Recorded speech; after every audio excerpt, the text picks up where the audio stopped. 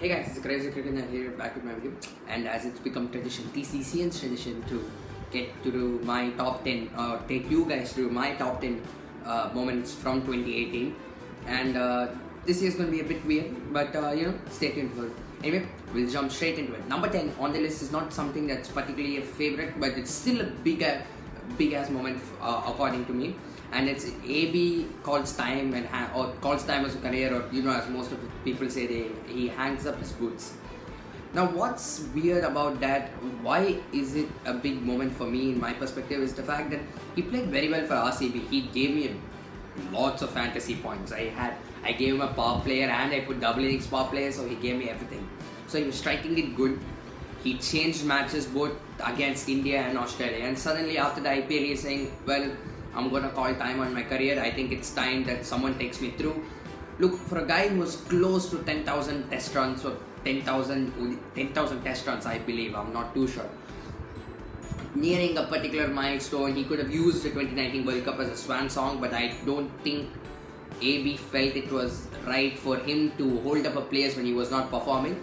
But he was performing, but I don't know, maybe in his mind he thought maybe he wasn't up to his standards and maybe he was going to let the team down. He already did that once during 2015 World Cup, so I don't think he was in a position to maybe go on with it.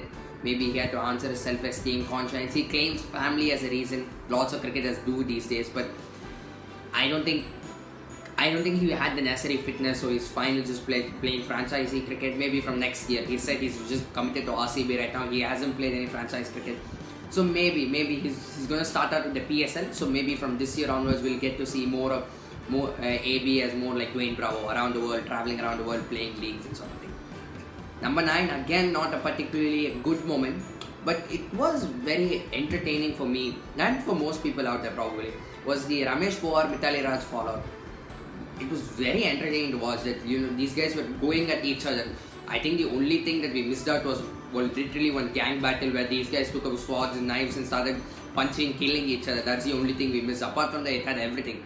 And I think you could have made it a movie, and then you could have had a very good blockbuster hit coming out. So hopefully they do make it a movie, but it's not particularly good for BCCI. But what it does do, looking on the bright side, or every crowd has silver lining, is the fact that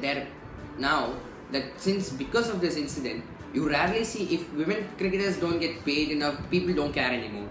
At least they didn't used to, but now you're seeing that there are fights within the dressing room, something like Kumble Kohli kind of thing. So Kumble Kohli was escalated because it was men's. Had this been someone else, had it been 10-15 years back, no one would have cared. But now, since the women's game has become so popular, right, this has become an extremely big event. And maybe unfortunately or fortunately, I'm saying unfortunately for Ramesh Powar, because everyone except Mithali Raj liked him, or maybe Mithali likes liked him. I don't know what was the problem. Look, half the things that come out to the press may not be real, and so according to Powar, he didn't like Raj did not like Powar, so end of story. So they felt Raj was a much important player than Powar. Now, I think that's the right call, because if you look at Powar from 2008 Kings 11 Punjab, I don't think anyone would have supported him.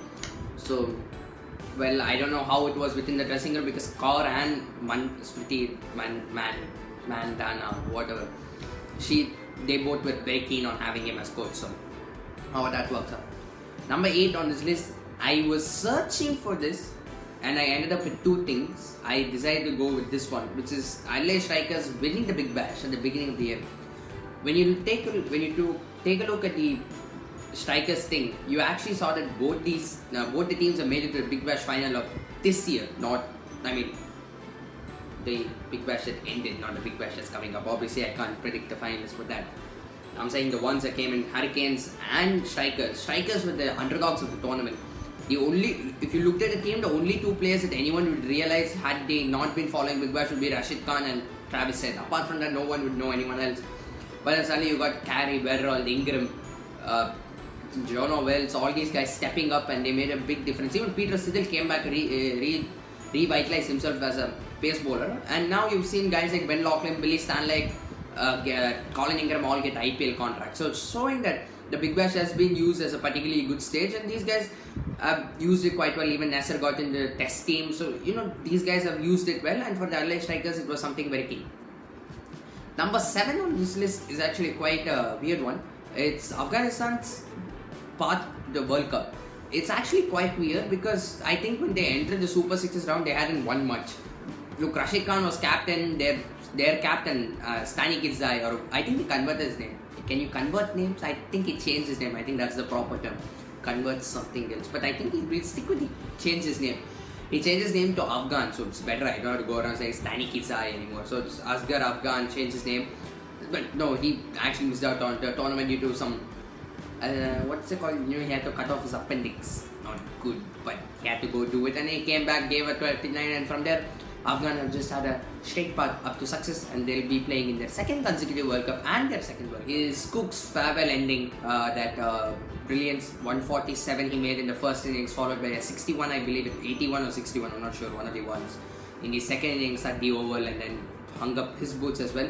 And the farewell, not alone the farewell, but also another incident that's become a moment for me is the fact that he's now been knighted. So from now on, no one can call him Alistair Cook. He is now Sir Alistair Cook.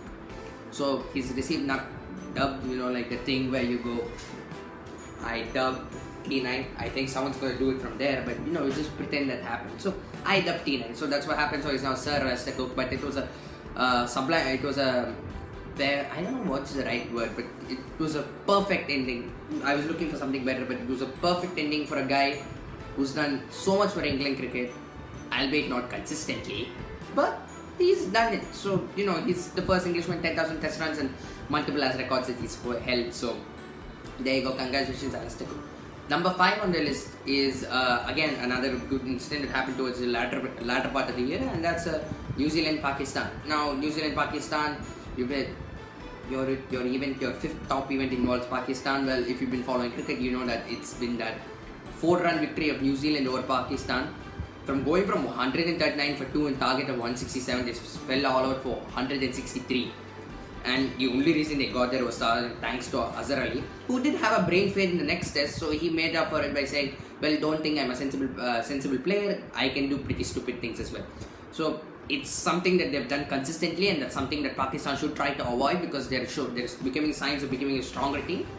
But they still have those brain fade moments, and I think they're still following in the footsteps of Inzamam-ul-Haq. I think maybe Inzamam-ul-Haq says, look, I have been getting run out in my career. If you don't get run out, then I won't take you. So I think it's fair that you get 1 or 2 run outs from time to time. But as far as it's concerned, it was a pretty good victory for Ayaz Patel.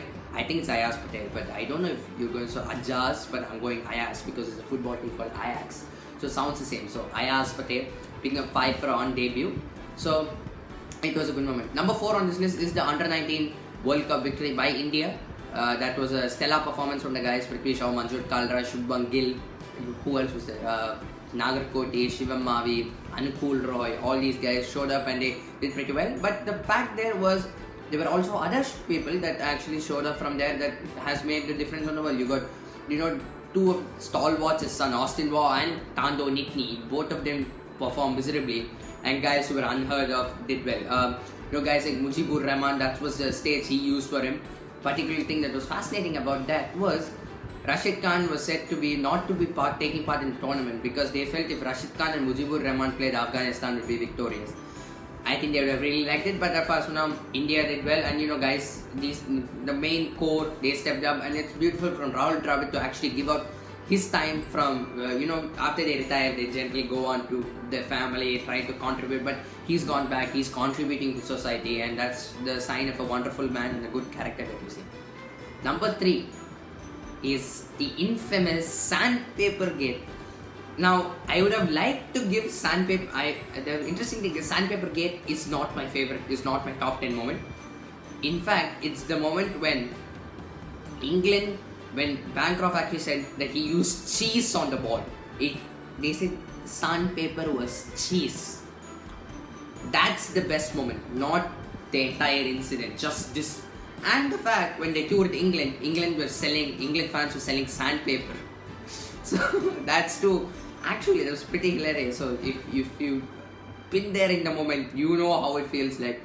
But Bancroft is back playing, and hopefully he's gonna say he's lactose intolerant, because I don't think he'll ever wanna come next to cheese, because cheese got him into the problem. So hopefully you guys are back and have fun, guys. Smith and Warner, not Bancroft. I think Bancroft has done the number one rule you don't do. You don't snitch on your teammates, and he's done that. So Smith and Warner, welcome back to society. Bancroft, I don't know how people are gonna take you. Ponting doesn't accept you, so that's a big no-no. So if some other big person says yes, then you can cancel out and you'll be accepted in society. Until then, peace. Number two moment is last year's number 8 moment. CSK is back. CSK won. CSK has done everything and everything else you need to know. Go check out my IPL reactions number 2 video because there's not much I can talk about. It needs a specific video of its own, and that's the same. The same applies for the next moment, the top moment. And you guys will be wondering, you've covered the every important part of this year. What is it that you're missing? I'm gonna call you out right there. According to me, the most important moment of this year is Dinesh Karthik's whatever he scored of 8 or 12 balls, whatever it was, against Bangladesh in the Nidahas Trophy to take the team home and show that he deserves to be KKR captain is what's the key moment. Yes, he rejuvenated himself as a batsman to go out there and start slogging the ball like he's the next Andre Russell. It's just, again, that requires the same entire video of its own, which is down right there in I made one specifically in Nidahas Trophy. It was the most, can you measure adrenaline in terms of amount? I'm not sure, but it's the most adrenaline probably secreted by my body for a long time, for a very, very long time. I was there reading for my examinations when our fellow Mr. Vijay Shankar played out a maiden and got Manish Pandey. So I'm like, okay, well, let's switch off the TV. So I decided, well, let's go for a short bottom break and we'll come back. He hits Rubal Hossain for some umpteen number of runs. I forgot the runs, but I just remember that last shot over extra cover that went for 6 and the celebration right there. So anyway, that's my top 10 moments of this year. It's probably a bit long, and I'm pretty sure you guys don't agree with the order it's in, or neither do you agree with certain instances, because like the third one, it's not Sandpaper Gate. Please remember it's not Sandpaper Gate. It's when Bancroft said it was cheese. That's the best moment. Anyway, thank you guys so much for watching. Please leave a like and keep up with the TCC and tradition, and we'll come back to you next year with the same top 10 moments of 2019. Until then, peace.